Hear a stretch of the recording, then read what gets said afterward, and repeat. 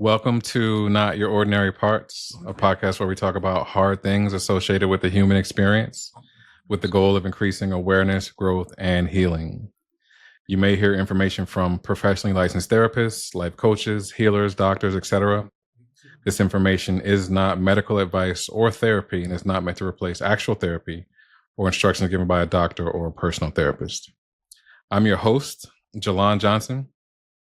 My guest today is Dr. Claudia Luiz.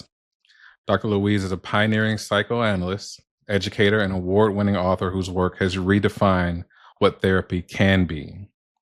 For over 4 decades, Dr. Luiz has helped people navigate the emotional terrain of their lives by creating space for the truth of their lived experience, and for that truth to finally be seen, heard, and most importantly, felt. She is the author of The Making of a Psychoanalyst, a groundbreaking book that strips away the clinical jargon and mystique of psychoanalysis and reveals something much deeper: the raw, real, and deeply human journey of becoming whole. Dr. Luiz holds a master's in social policy and a doctorate in clinical psychoanalysis. And these academic roots are paired with a deep commitment to accessibility and to bringing the healing power of psychoanalysis down from the ivory tower and into the lives of everyday people. She has taught and practiced around the country, trained the next generation of therapists, and spoken internationally about the power of emotional growth. At her core, Dr. Luiz is a translator, taking the complexities of psychoanalysis and making them accessible and useful to the everyday person who just wants to understand why they hurt and how they can stop hurting. Dr. Luiz doesn't understand emotional pain just because she studied it. She knows it from lived experience because she grew up inside it and survived it from the inside out.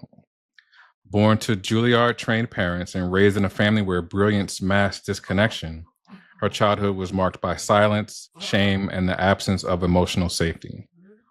By the time she was a teenager, she was battling addiction, self-sabotage, disconnection, and the fallout of a childhood without emotional safety.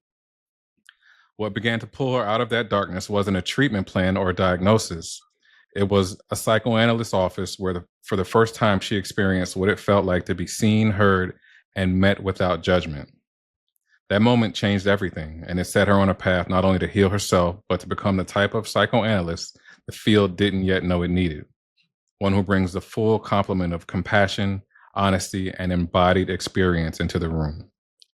Dr. Luiz has dedicated her life to teaching people how to feel again, how to untangle themselves from unconscious patterns, and how to discover freedom by facing their pain with courage. Her mission isn't just to help people heal. It's an invitation to feel, to awaken to inherited stories and feelings that have been buried, and to recognize that we all hold the power necessary to rewrite our lives. So, Dr. Luiz, welcome to the show, and thank you so much for being my guest. Wow, Jalon, that was amazing. Amazing, as you are. Thank you. I really appreciate are. that so much. Oh my I God. appreciate that. Uh, I gave a brief introduction, but so that the audience can get to know you a little bit better, would you mind giving us a little bit of background about yourself and how you got to who and where you are today, please? Well, to fill in, the beautiful biography is that what's interesting about where I got to where I am is that psychoanalysis was not accredited as a discipline. So if you weren't an MD or a psychologist, you could not be a psychoanalyst. So the school where I trained did not offer a degree. It didn't offer anything. And yet the classrooms were filled because people were in analysis and they knew that it was good stuff. So there were a lot of psychologists there, or some of, like me, I got that Harvard degree just to get the license. But then I was studying this ridiculous discipline, wouldn't get a degree, wouldn't get a license. I did it for 17 years because there was no pressure to finish. You didn't get anything. So I could take the same class. I was just learning, and I just loved it so much. So I think one of the ways I got here today, because the classroom was all talking, and these schools are still active in the States. The school finally got accredited, first school in the country to be non-medical, they got the degree, they got, you can get a license in New York as a psychoanalyst. It's all completely different. But in my day, 30 years ago or whatever. I shudder to think how long it was. So one of the ways I got here was not by not being ambitious in that way and just enjoying how real that training was and how real it was to be in those classrooms. Something that many people may wonder is what's the difference between a psychoanalyst and a therapist, or if a therapist just has training in psychoanalysis. So can you define what psychoanalysis is and how it applies to therapy? Well, psychoanalysis, unlike any other mental health discipline, is interested in what's hidden to us about ourselves.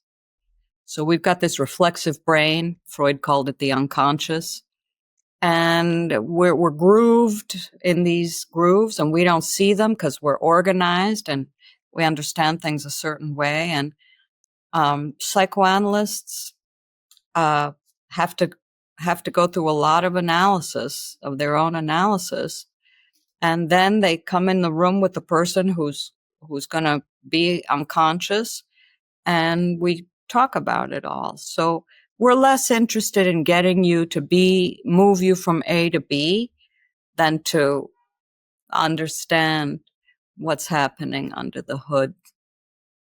That's very important. Something that you talk about a lot is emotional pain, and that's something that all of us carry, but so few of us without help know how to name. I wanted to ask you, in your words, what is emotional pain? What does it feel like in the body, and how do we know when we're in it? That is such an educated question.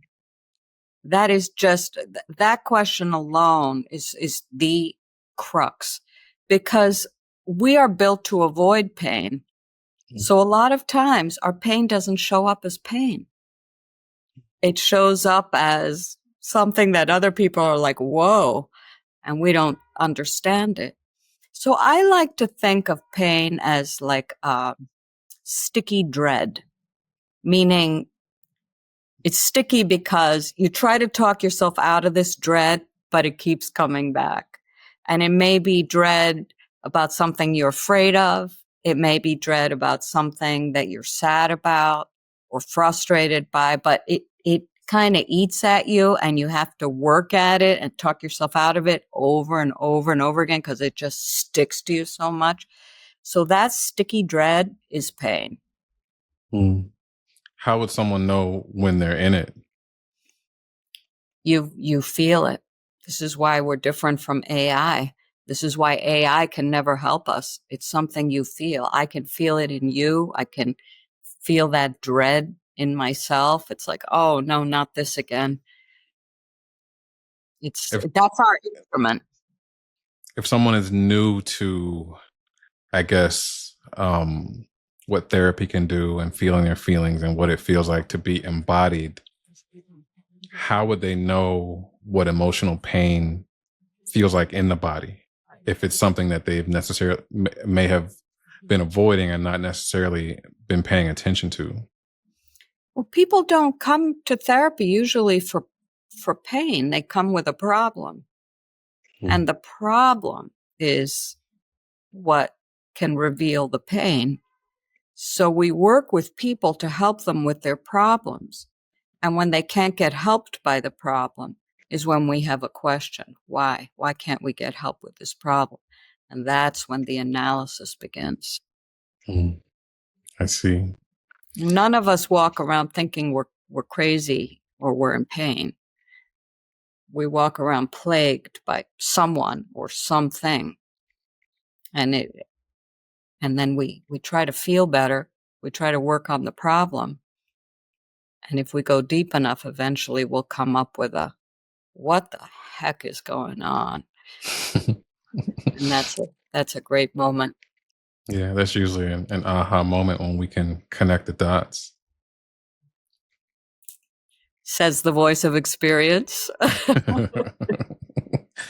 You said that emotional pain isn't something to be fixed or pathologized. It's something to be felt, understood, and held. And that's such a different idea in a world where, we are often quick to label, diagnose, and then just move on. Why do you think we've become so afraid of our feelings? And to you, what does it mean to reclaim our right to feel? Well, it's important not to feel things, because if we feel things before we're ready, we could break down. That's a mental breakdown. And so feeling things has to be done when the time is right. So I'm a big believer in respecting the time circumstances of a person, because you don't want anyone to break down. It's different to hear it's important not to feel, because so many people say in order to heal it, you have to feel it. And that's true. But also, it sounds like you're saying if you're not ready to feel it, feeling it before, feeling it prematurely can do more damage. Oh, yeah. Yeah, you saw a lot of breakdowns in the eras when they had those encounter things where people would tell you your defenses and all that. And you saw a lot of psychosis in that. All you have to do is go to somebody who can see you and talk. What can that look like? Ideally, what it looks like is somebody that you keep opening up to, who isn't trying to move you from A to B, who isn't trying to tell you to feel things, but is just interested enough to be with you on your journey, with the understanding that eventually you may be strong and ready enough to feel something. So it sounds like it's more important for a safe space to be held than for someone to move from point A to point B, because if they do it without a true essence of safety, then things could kind of backfire. Yeah. There's so much safety that's required, because you don't want to melt down. You've got to be, some people say you got to like have a good job and a good relationship before you can even start analysis. You have to be stable. That's why so many generations couldn't do the work. And the generations that had a little bit more privilege, a little bit more luxury or whatever, could be the kind of the leaders that could start to open up a little bit. Takes generations. That's so true. Your work has touched so many lives, and not just because of your clinical brilliance, but because you bring your full humanity into the room. You've written so vulnerably about your childhood and your pain and the long road back to emotional safety. Can you take us back to those early years and what it was like growing up for you in a family where there was so much brilliance and yet so little space for feelings? Well, I hope I change in this. Maybe when I'm older, I will. But right now, that brilliance and the unbelievable success that both of my parents had in their careers is meaningless to me, as are my own accolades. All that matters is connection. All that matters is being able to be free of demons, to me and for my children. Whatever tribe you're in, that's your tribe, right? There's cultural conditions, there's failures, there's successes, there's rules, there's ambition. In my world, it's just the frosting. I like that, the frosting, because that's just the top layer, and that's what people see first. And what tastes, what tastes so good is usually what attracts people to something sweet. But Yes. if that is just maybe a cover up or something to hide what's beneath, then I guess it can get to a point where it could be meaningless. Well, my mother was a battered child. Her father died in a mental hospital. He'd been lobotomized. And she was extraordinary in her ability to look beautiful and to be successful. Whatever she did beautifully. And then she got us out of Italy, where we were being very abused, and got us into analysis. And she is my hero. So her ability to try to make everything beautiful and be successful is a testament to her unbelievable life drive. But it was just a beginning. You've spoken about the cost of growing up without emotional safety and how it leaves us disconnected, and not just from others, but also ourselves. How did that disconnection begin to show up for you as you got older? And what did it look like in your behaviors, your coping mechanisms, and your inner world? This is a really, really important question, because most treatment modalities assume that you have a mind that can understand things and have insights and make sense of things and strategize. But all of that strategizing, when you've had trauma, will get you to the level of ambition, but the inner world is chaos. There are no words for the energies that flow through you when you begin to feel what your predecessors couldn't feel. So it's really just, what are your coping strategies? Are you going to use drugs? Are you going to become a workaholic on the ambitious side of it? Like, what are your strategies going to be to avoid pain? And I happen to be one of those people who was not very put together. And I was able to fall apart, which is something I never liked about myself until fairly recently, when I've realized how much it's led to introspection. And it's a double-edged sword to be a person who's very involved in the inner world and not that great at the outer world. And you can't always leverage it when you're young.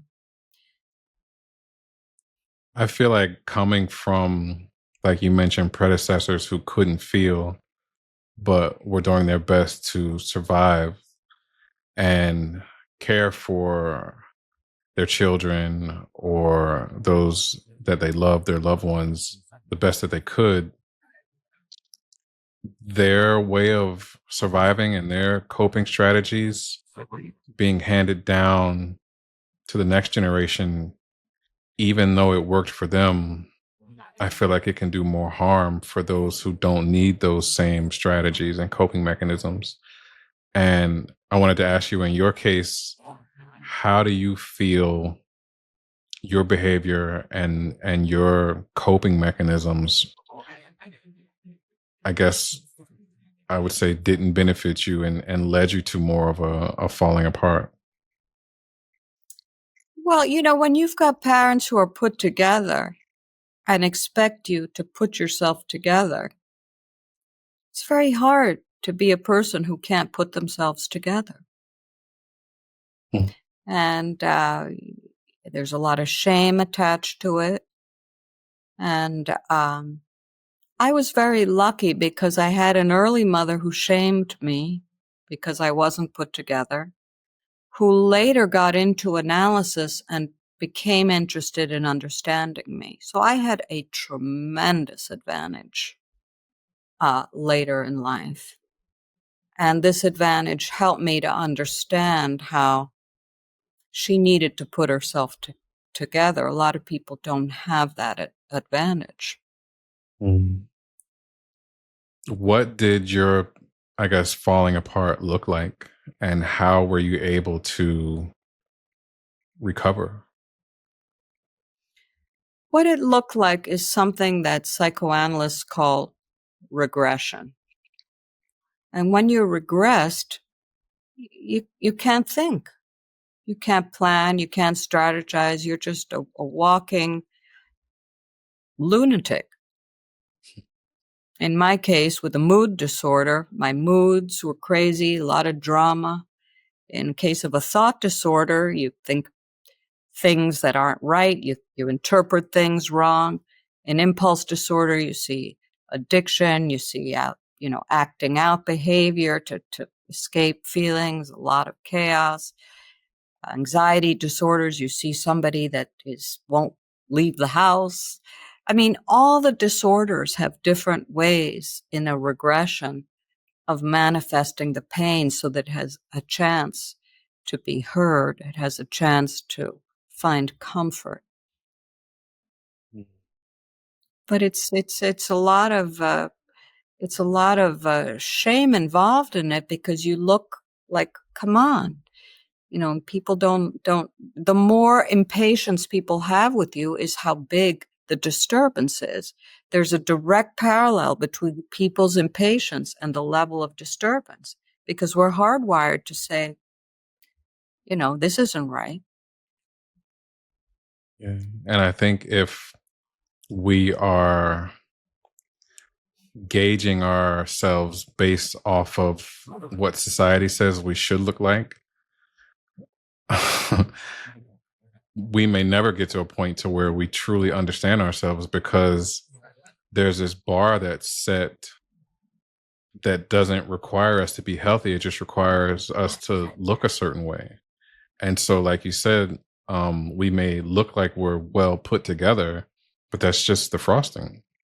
It's just the frosting and the regression, meaning that you look like a basket case, whatever way you have of looking like a basket case through any way of these disorders expressing it, are inroads to being able to affect something different. But if we don't get regressed, we can't get to the heart, to the rawness, to the vulnerability.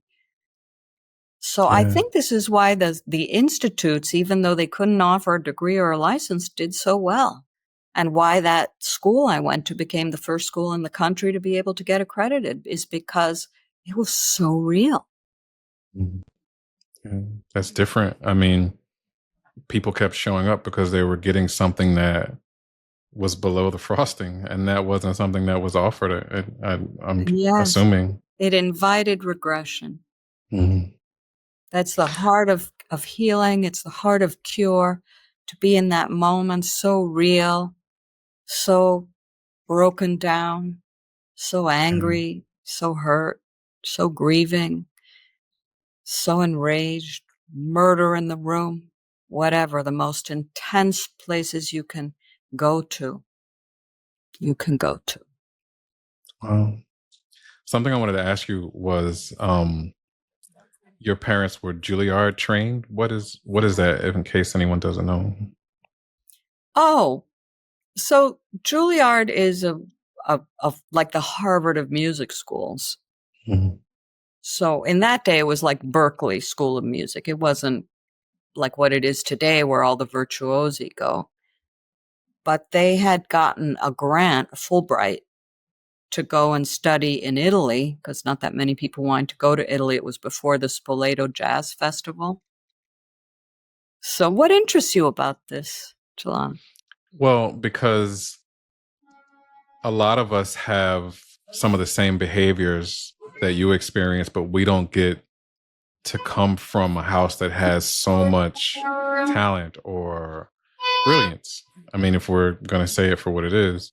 And so I think your story is that, you may have ended up in the same position as a lot of us, but the road to get there was so different because of how well put together your family looked compared to maybe others, and because of the talent that was there, I would say. This leads to a very interesting point about talent, that people think it comes from creativity and it comes from motivation and a lot of positive things. And in my family, it came from needing to survive and compete and want to kill other people off. So this is why so many people who are famous and ultra rich can't keep a relationship and end up dying, and you got to scratch beneath the surface of all that to get to the motivation, because it's aspirational to see people who are so creative and doing so well. And what's beneath it, when you scratch the surface, are very negative animal qualities that we need to embrace. Thank you for sharing that. Okay, so we're at the point now where I guess you're realizing that your situation involves a lot of frosting, we'll call it. And then you have your experience at... Frosting is important. You love to interview incredibly successful people. And you love being who you are associated. We are your tribe, right? We're in this tribe together, you and me. That comes from a point of being able to say, we're all the same and we're all great. That survival thing, I'm going to show my family, who always had these ways of getting up there, that I can be me as a regressed person with an enormous amount of emotion, ultra successful. It's fantastic. Drive comes from an incredible orchestra of emotion, mostly negative. That's true. That's very true. Because we have a desire to prove something. That's right. To establish our sense of value because we were underappreciated or we weren't seen. And I guess that drive can be a gift and a curse, because it can motivate us to do amazing things. But like you said, it can come from a negative point of view. Or everybody does different things with the negative. Some people get led to destruction, and some people, they just allow it to lead them to connection to something great. So you had your first experience in that analyst office. Oh my God. That room, that encounter, it changed everything for you. Can you tell us what happened in that space and what was different about being seen and met there, and how that reshaped your relationship to pain? So just walking up to that office, and I could only afford one session a month, but it was such powerful medicine that it was enough. Just walking up to that room, I would start weeping. Wow. I never cried. I'd start weeping. I'd go into the room and I would weep the entire time. And that was the whole thing. And what I discovered was comfort. When you discover comfort through your pain, rather than let's get out of this and pull ourselves together, please, it's a game changer. Yeah. Were there times where you would just weep the whole session and the analysis would just allow you to weep? There were rarely times when I did not weep the entire time. Oh my goodness. And then, so that went on from the time I was 16 to about 20. And then when I went to college, I started seeing somebody new regularly. And I think I cried and was able to start talking a little more. Talk about regress. Yeah, I had no words. I had no words for what was going on. I didn't have a narrative, words. I think that offers a lot of maybe hope for people who would feel like if they would go to therapy and just cry, they would be doing something wrong, or maybe they don't have the right therapist because there's not a lot of communication going on. But if someone is allowing space for you to grieve, that's powerful.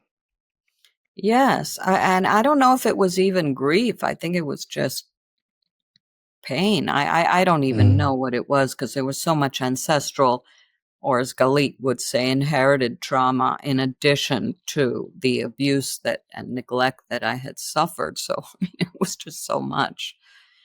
But comfort, and I really encourage people to be with a therapist who doesn't try to move them out of their feelings, who can white knuckle their chair and be with you.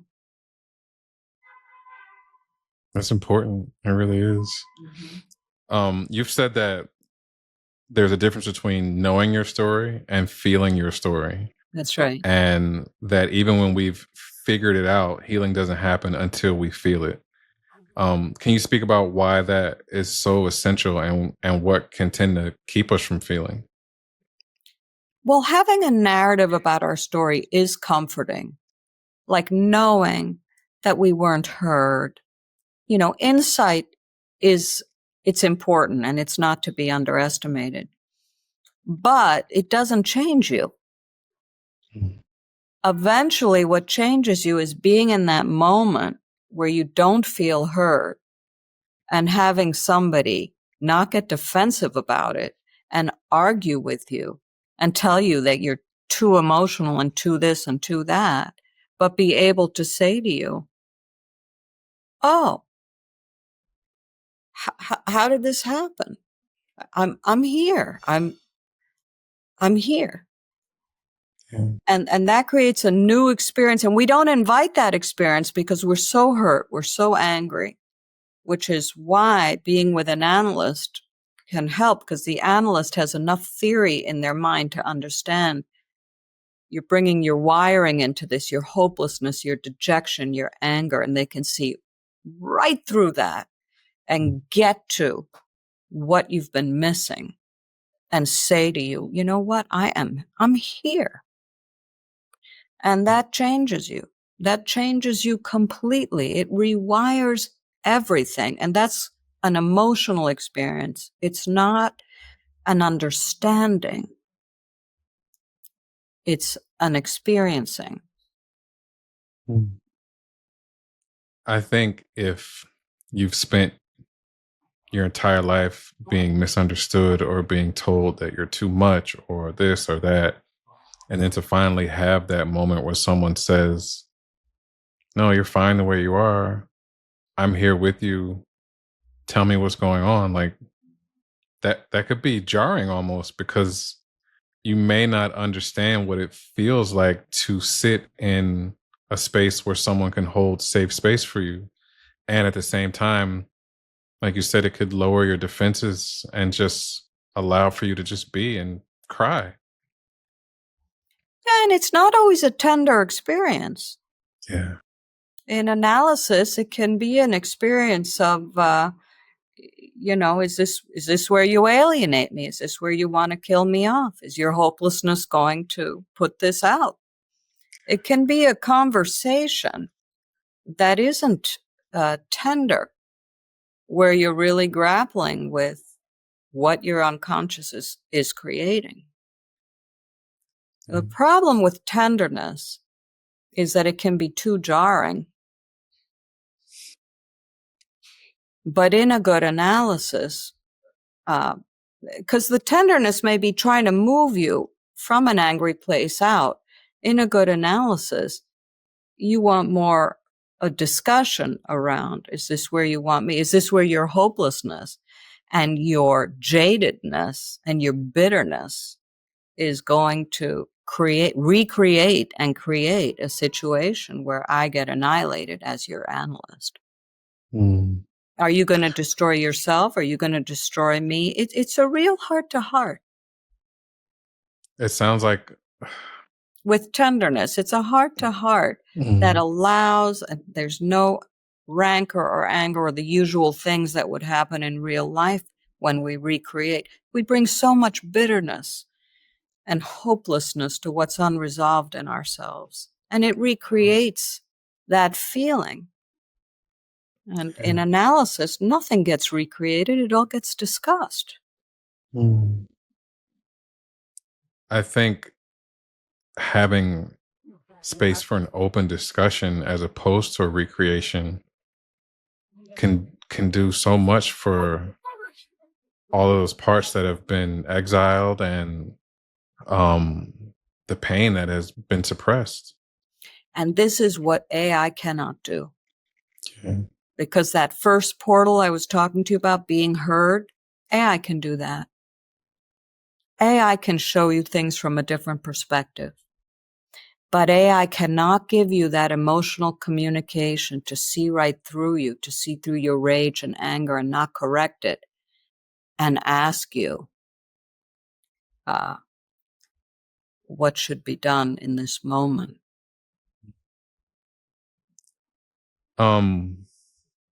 I think that's so fascinating that a conversation can allow so much more space. And I don't think I've ever really thought about it like that, because when you're holding space for someone and you're not trying to move them, you're just saying, okay, tell me about what's going on.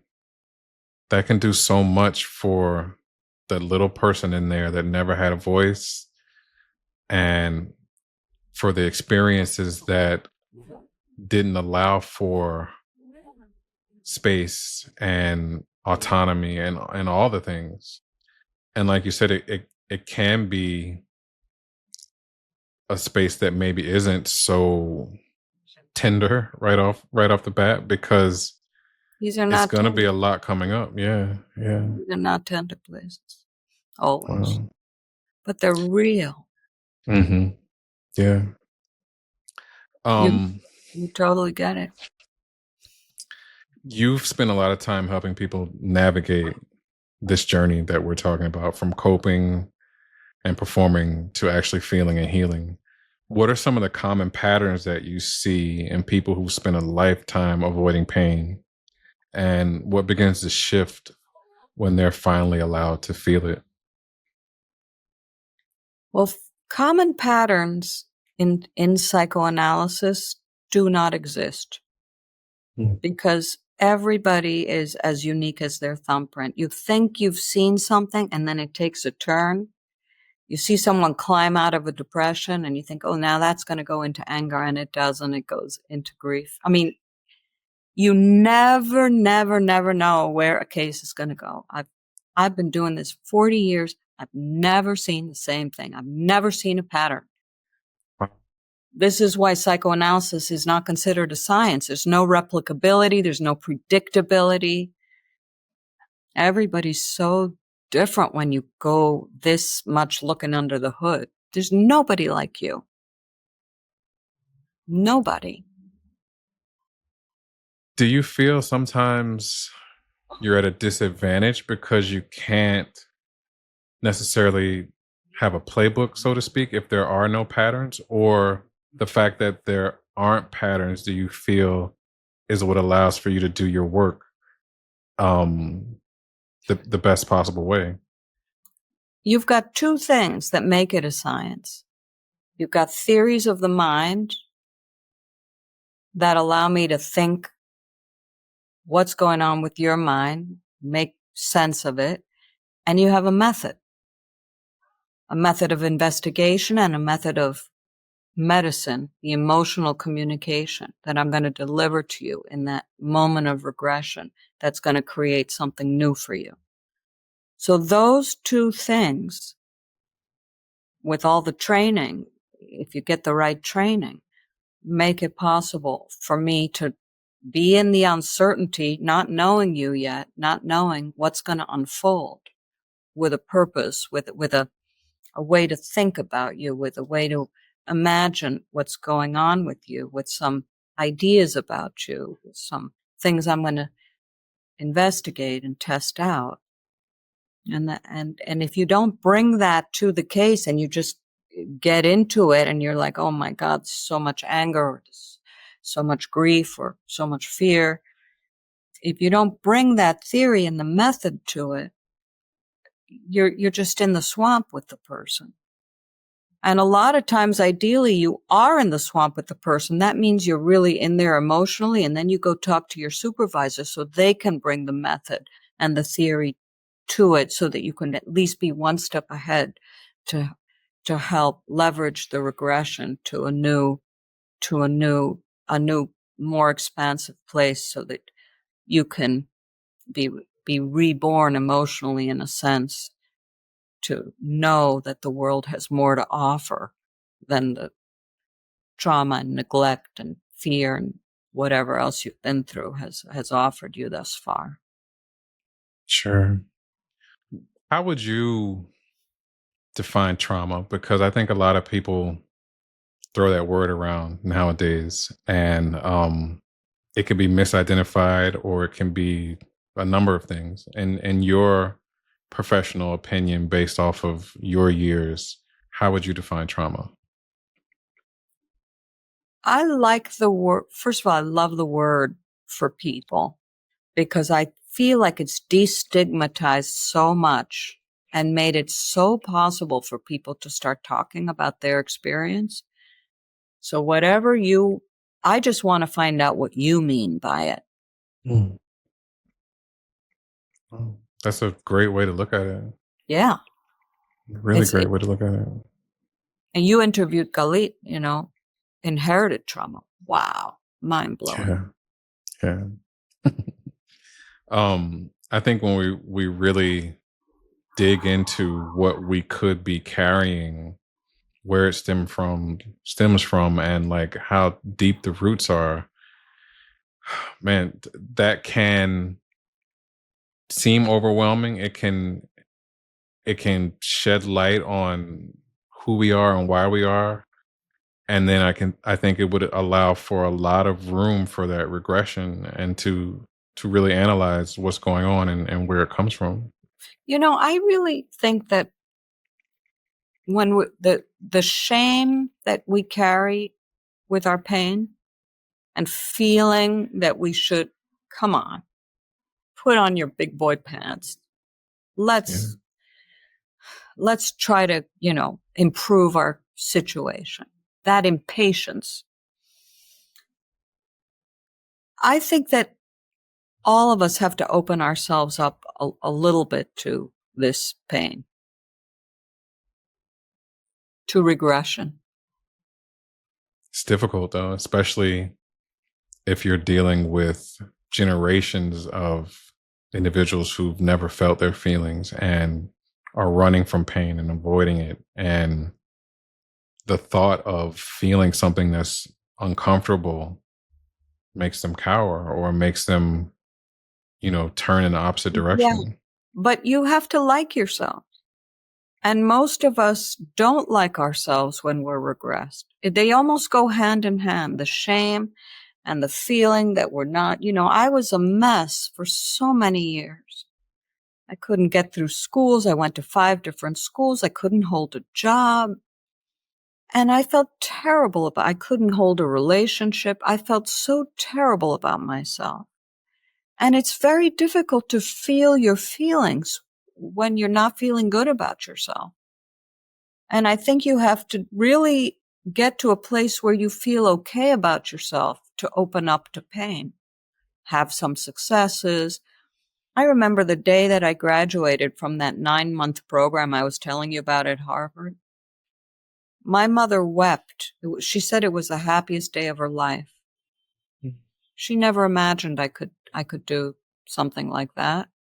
So that enabled me to pursue more regression. And then eventually, when you understand yourself enough, all that self-hate and all that shame, people think, oh, you're facing your pain. No, you're not really facing your pain. You're starting to like yourself.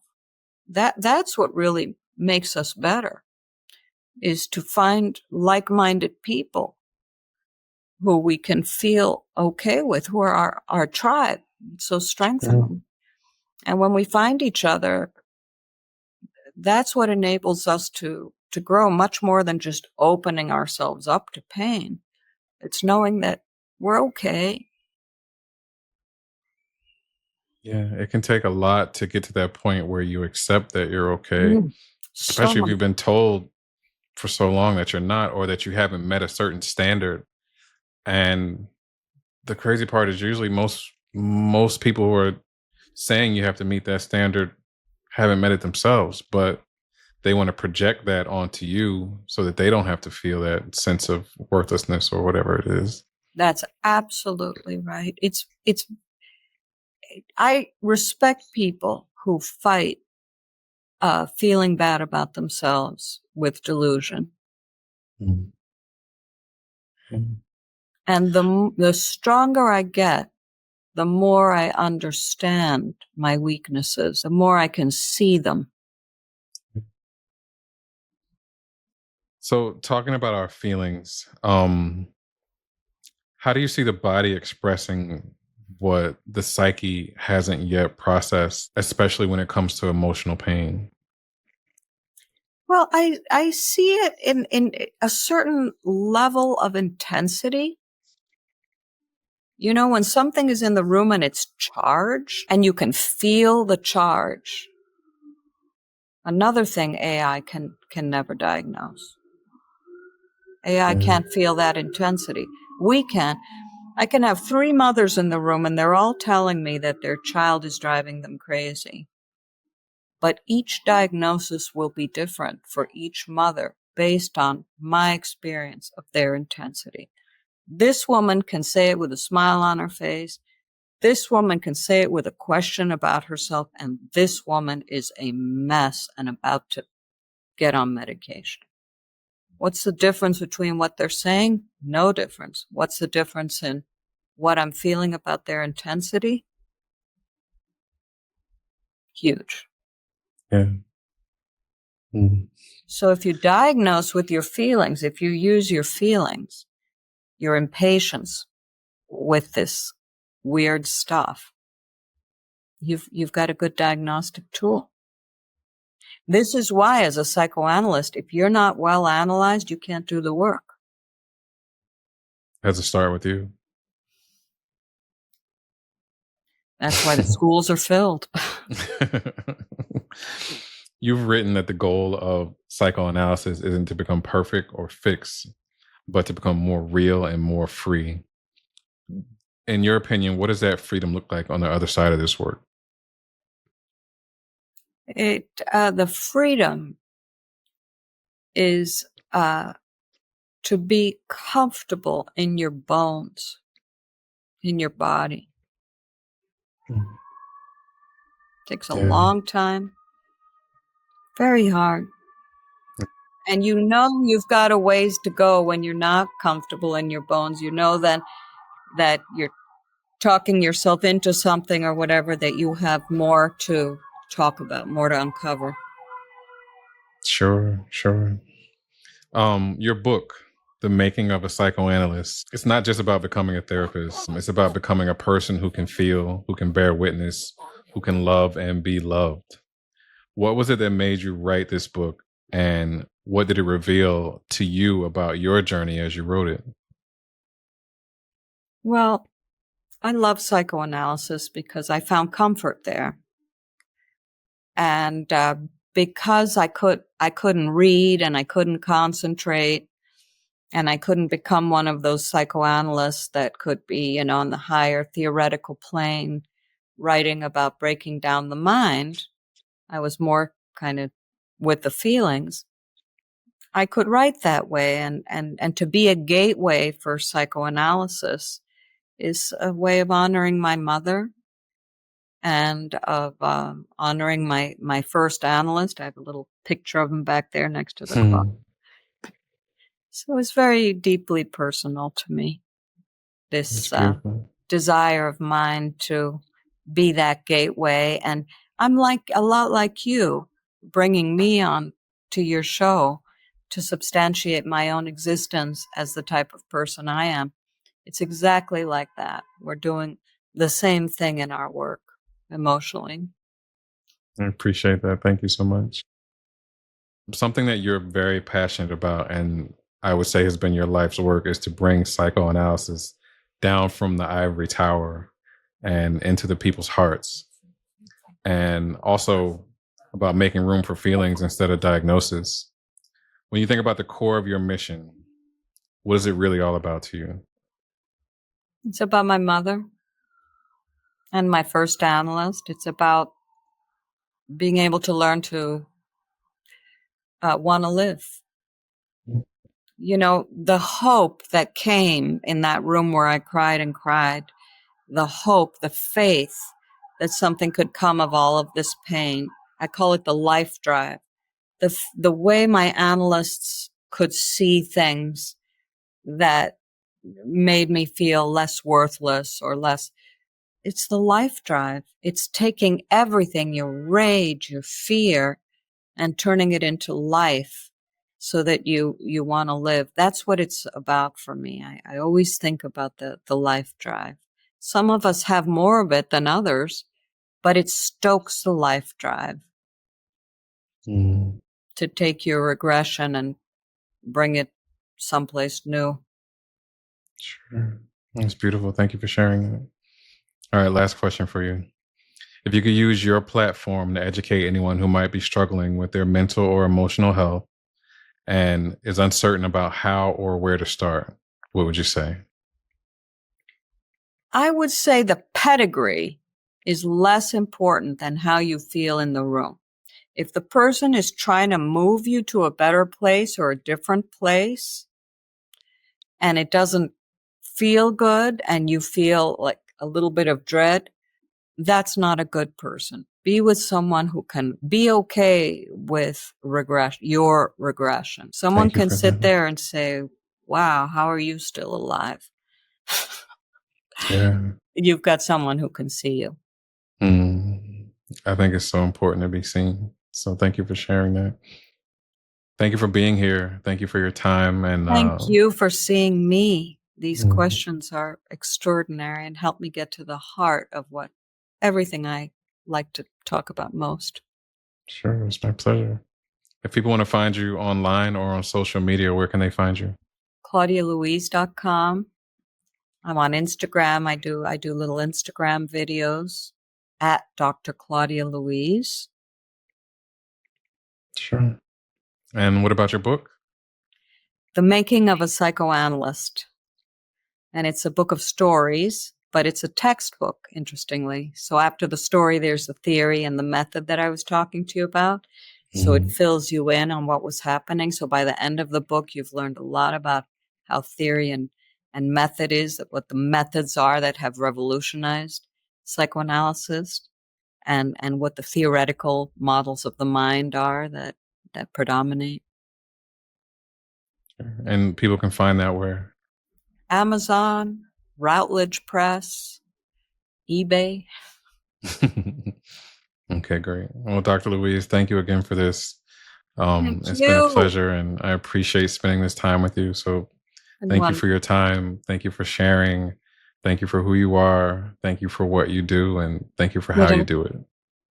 Oh, ditto to you. Keep it up.